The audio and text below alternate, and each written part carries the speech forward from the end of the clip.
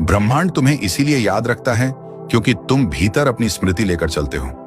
मिट जाता है केवल शरीर, पर तुम्हारे अनुभव, तुम्हारे घाव, तुम्हारी आकांक्षाएं, यही तुम्हारा अगला जीवन बनाती हैं। ब्रह्मांड तुम्हें किसी किताब की तरह नहीं याद रखता। वह तुम्हारे चेहरे का फोटो नहीं बनाता, वह तुम्हारे नाम को नहीं सहेजता, वह तुम्हारे विचारों का रिकॉर्ड नहीं रखता।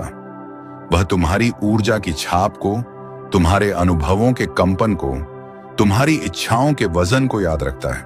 यही स्मृति संसार का तंत्र है। 1. आकाशिक मेमोरी, ब्रह्मांडीय रिकॉर्ड।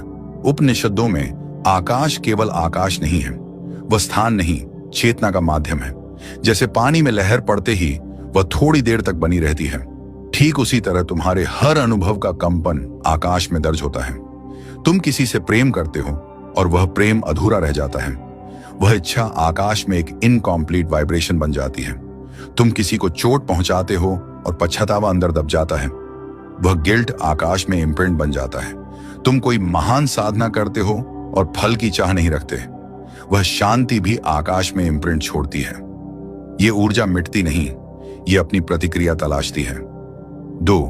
प्राणिक इम्प्रिंट, प्राण शरीर की याददाश्त।